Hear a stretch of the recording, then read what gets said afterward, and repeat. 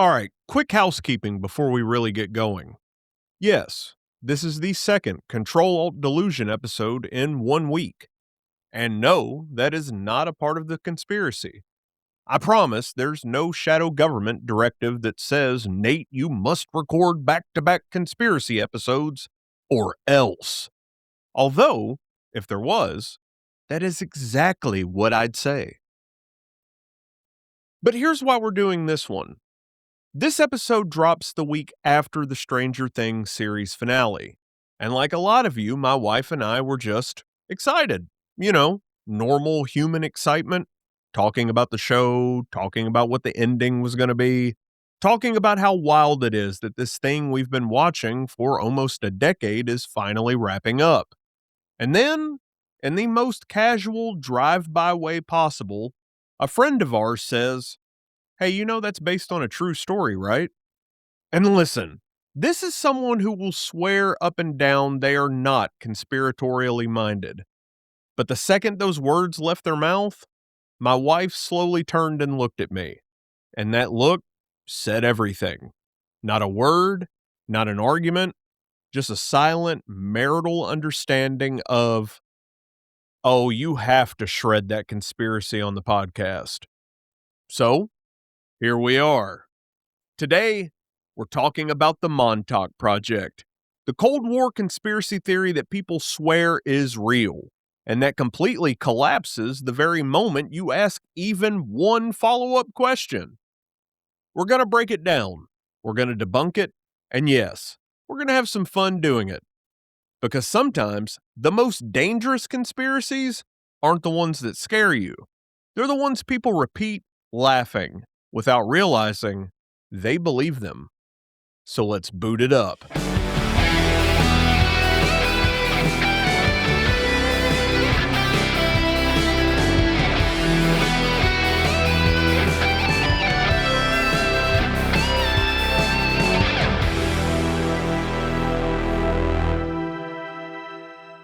Hey, and welcome to or welcome back to the Average Joe Nerdcast. I'm Nate, your resident Average Joe, occasional conspiracy tourist, and professional skeptic since 2006. And this is CTRL ALT DELUSION.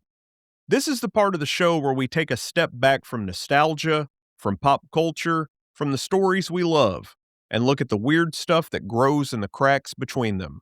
The conspiracies, the urban legends, the based on a true story claims that get repeated so often, no one ever stops to ask if they actually are. We're not here to yell at anyone. We're here to laugh a little, dig into where these stories come from, and figure out why they stick. Because understanding why we believe something is way more interesting than just saying it's wrong. So let's start clean. No jokes for just a second. But don't worry, I promise they're coming.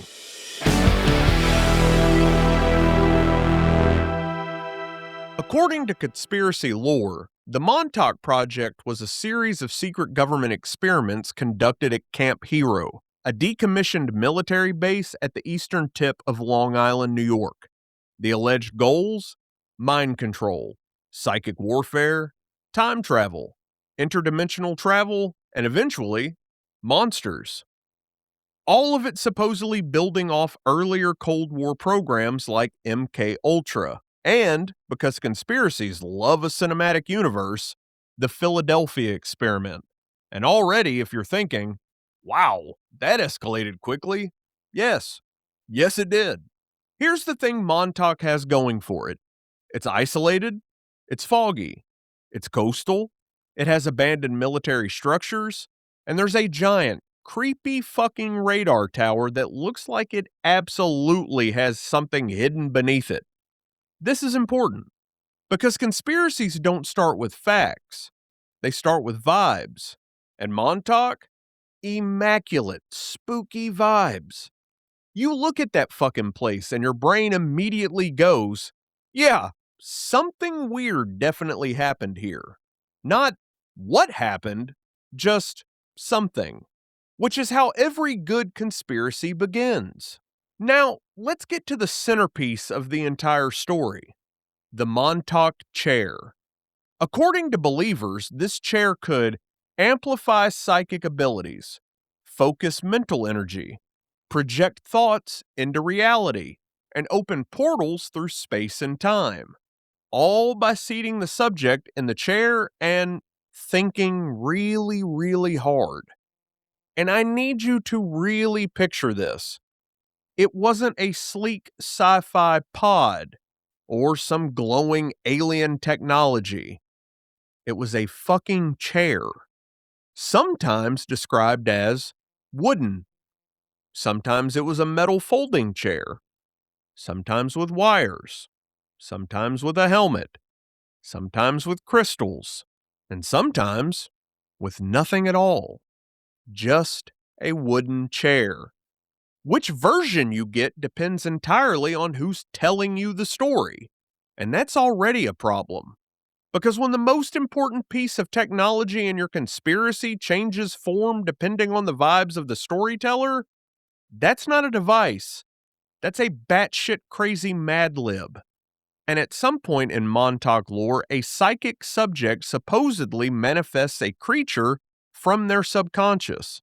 This creature, often referred to as the Beast, allegedly escaped containment, ran through underground tunnels, caused enough chaos that the entire project was shut down.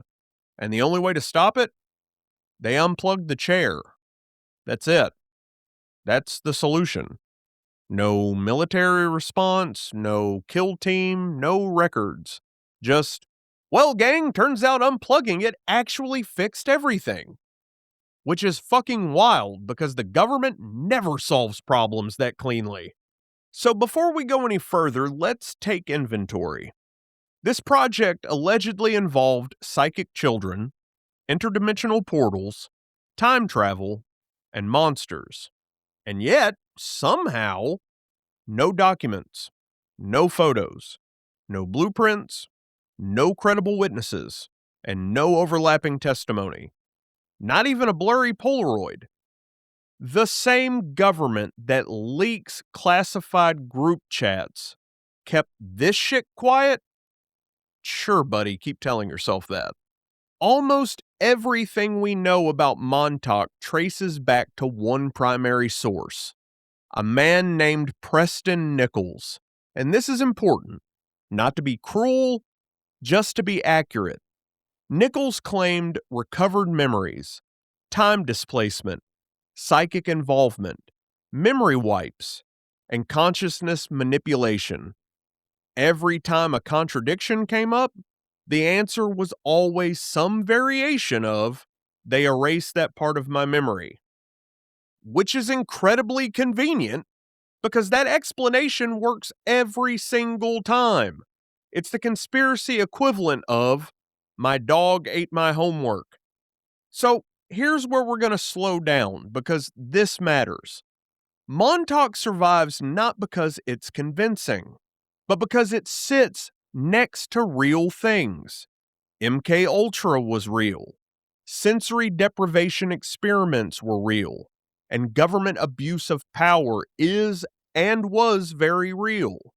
So Montauk borrows their credibility like a stolen jacket and hopes no one checks the pockets. That's the trick. So at this point, the Montauk Project is already wobbling. We've got a magic chair, a monster you can unplug, one main source, and absolutely zero receipts. Which raises the obvious question. Why did anyone believe this shit in the first place? And the answer isn't because people in the 80s were dumber, because they weren't. It's because the moment was doing a lot of the heavy lifting. Because Montauk didn't show up in a vacuum. It showed up at the exact intersection of Cold War paranoia, government secrecy, nuclear anxiety, and a media landscape where if someone said something on one of those AM talk radio shows, you kind of had to just sit with it. And once you understand that, once you understand why this story fit the era, you start seeing the Montauk Project for what it really is. Not a secret government program, but a prototype. A dry run for the kind of conspiracies we are still dealing with today. And this is where Montauk starts doing something really interesting. Because once the original story should have collapsed, once it should have run out of steam, it didn't stop. It expanded. Here's something conspiracies never do. They never end. They don't resolve. They don't conclude. They don't say, and then we figured it out and moved on. Oh, no. They upgrade. Every conspiracy that survives long enough eventually gets DLC. At first, Montauk is just secret experiments, psychic research, government abuse. Already bad enough. But then people start asking questions. And instead of answering those questions, the story just grows. Suddenly, it's not just mind control. Now it's time loops. People being sent forward and backwards through time. Events being erased from history. Then, that's not enough. So now, aliens get involved. Or interdimensional beings. Or Montauk never actually shut down. It's still active. Right this second. Somewhere. Just trust me. And if you're thinking, okay, but that sounds like a totally different conspiracy now. Yeah, that's the point. Conspiracies don't get stronger when they're challenged. They just get bigger because size replaces evidence. If the story is vague enough, grand enough, and cosmic enough, then no single question can kill it. Just think about it. If you ask, where are the documents? You get, they destroyed them. If you ask, why doesn't anyone else remember this? You get, memory wipes. If you ask, why doesn't this match physics? You get, you don't understand the technology. And if you point out contradictions, that's when the DLC really kicks in. Oh, that version? That was a different timeline. That's not an explanation. That's an escape hatch. This is how Montauk survives decades longer than it should have. Not because it's convincing, but because it's flexible. It can absorb criticism without changing direction. It just adds layers. And once a conspiracy starts doing that, once it starts patching holes with new lore instead of answers, it's no longer trying to describe reality. It's building a franchise. This is also why you'll notice something weird if you read enough Montauk accounts. Everyone agrees on the vibes, but no one can agree on the details. The chair looks different. The timeline changes. The scope expands. The ending moves. Because the goal is not consistency. The goal is survival. And that's the tell. Real history gets narrower over time. We refine it. We correct it. We argue over details until things sharpen. Conspiracies do the exact opposite. They get blurrier because blur protects them.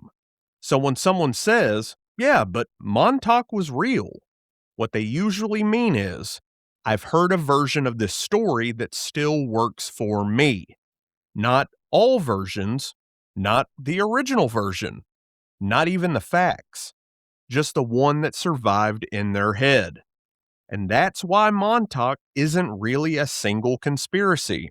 It's a template, one that modern conspiracies still use beat for beat. Vague origins, expandable lore, unfalsifiable claims, and endless upgrades when challenged. Once you see that pattern, you stop asking, is this specific story true? And you start asking, why does this story refuse to die?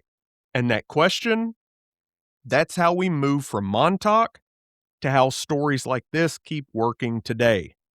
And that's where we're going next. But first, a quick word from one of our sponsors. This episode of the Average Joe Nerdcast is brought to you by Government Secret. Have a conspiracy theory that starts strong, but absolutely collapses the moment someone asks for proof? Government Secret has you covered. With Government Secret, you'll never have to explain where the documents went, why there are no photos, or why no one else remembers this happening. Just select from our pre-loaded responses like, the files were destroyed. You're not cleared for that information. They wiped my memory. Or our most popular option, do your own research, sheeple. And for a limited time, upgrade to Government Secret Plus, now with multiverse support. So if something contradicts you, no it didn't. That was a different timeline. Government Secret. Because if there was evidence, you wouldn't be telling people about it on Facebook. All right, so now that we've established Montauk is being held together by vibes, duct tape, and one guy's paperback royalties, let's talk about why it worked anyway. Because here's the mistake people make when debunking conspiracies. They assume belief comes from stupidity, and it doesn't. It comes from timing. Think about what the 80s looked like. The Cold War is still very real. Nuclear annihilation is a weekly anxiety. The government has already been caught lying. Like, a lot. MKUltra just came out and confirmed, oh yeah, we absolutely experimented on people without consent. So public trust? Gone. And now layer on top of that, there was no internet, no instant fact checking, no Snopes, no Reddit comment section going, actually. So if someone sounded confident enough on the radio at 2 o'clock in the morning, that was the source. Shows like Coast to Coast on late night AM radio were the perfect delivery system. You're tired. It's dark. Everyone else is asleep. The world already feels weird. And here comes a calm voice saying, I probably shouldn't be telling you this, which is fucking catnip for the human brain. Because now it's not information.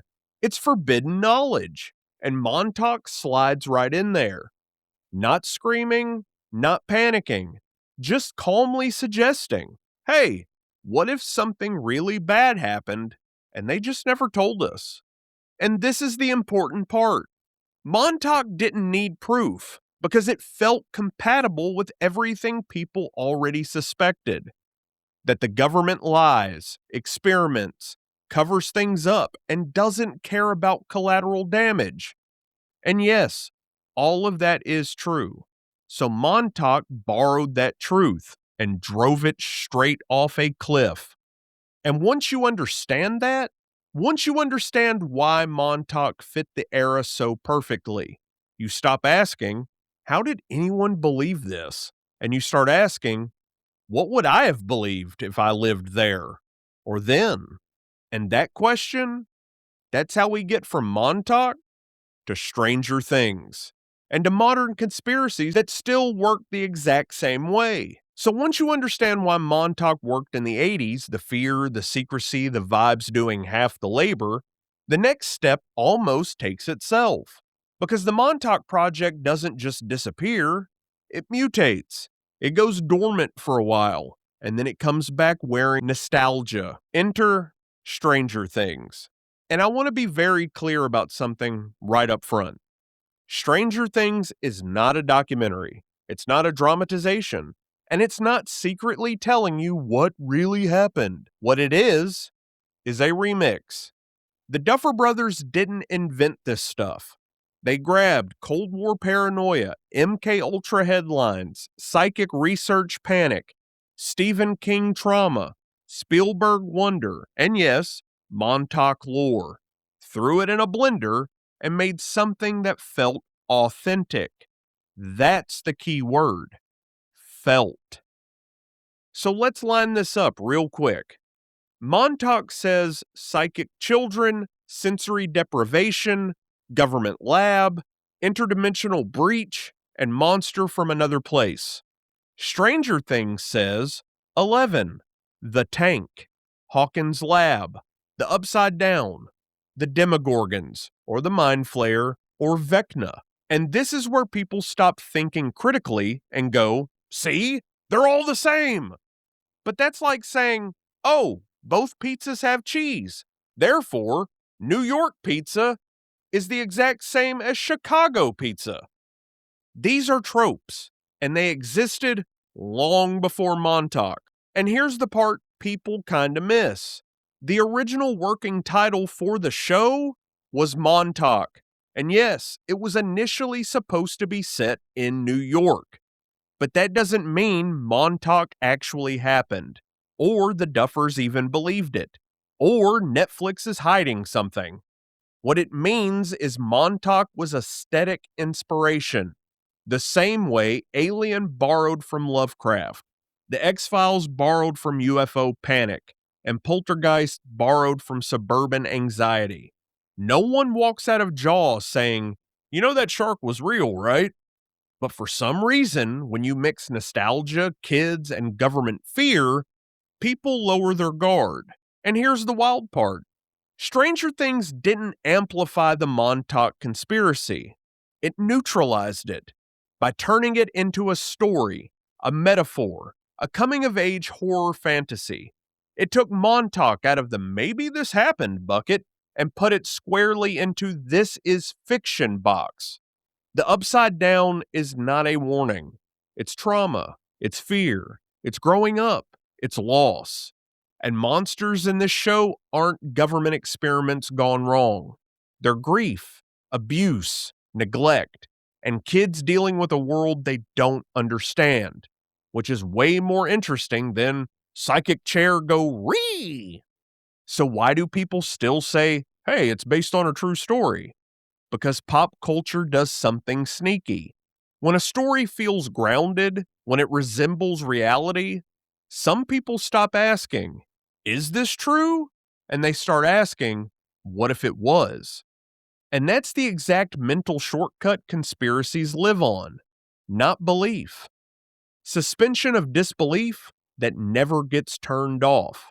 So when someone casually says, you know, Stranger Things is based on a true story, right? What they really mean is, I recognize these elements and I never looked past them. And that's not stupidity. That's storytelling working really, really well. But now that we've seen how Montauk became Hawkins, next we've got to talk about the hard stop. Where the real history ends, where the science ends, and where the conspiracy officially faceplants. Because once you shine a light on the actual evidence, this thing doesn't just fall apart. It evaporates entirely. So this is the part where we're going to stop being a little spooky and start being fair. Because here's the thing. There were real government experiments. There was real abuse. And pretending otherwise is how conspiracies keep winning. So let's separate what actually happened from what absolutely did not. First, MKUltra. That part, unfortunately real. The US government experimented with mind-altering substances, conducted sensory deprivation tests, absolutely did not get consent, and destroyed records when things got uncomfortable. That's not speculation. That's declassified history. And that is important, because Montauk feeds on that truth. It walks in the door wearing MKUltra's jacket and hopes you won't notice it doesn't fit. Kind of like a certain FBI director in his jackets. And sensory deprivation tanks existed. They reduce external stimuli, can cause hallucinations, can disorient perception. What they do not do, unlock psychic powers, open portals, summon monsters, or turn your thoughts into physical matter. If that were possible, every podcaster who's floated in one would be a god by now. And yet, here we are. So now let's talk about that fucking chair again. I'm sorry. Because every time Montauk starts losing ground, it just goes back to that damn chair. And here's the problem. There is no design, no engineering record, no consistent description, and no power source explanation. Which means the Montauk chair is doing the same job as they wiped my memory. The documents were destroyed. You're not cleared for that. It's not technology. It's narrative glue. Whenever something doesn't make sense, it's the fucking chair.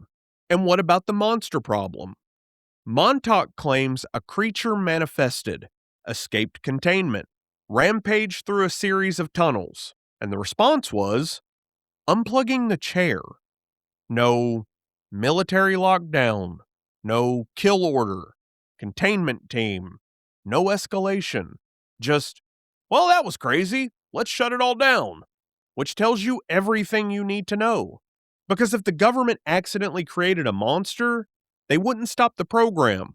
They'd rename it Phase 2. And what about the psychic kids?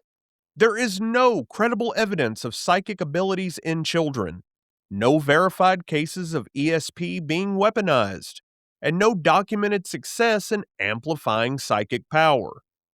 Decades of research, testing, and Cold War desperation all ended the same exact way. Nothing. If psychic warfare worked, we wouldn't need drones. We'd have psychics. And as for the interdimensional portals, there is no known mechanism, no theoretical framework, and no experimental data. Opening a portal isn't just hard, it would require absurd amounts of energy, physics we do not possess, and consequences that wouldn't politely stay underground.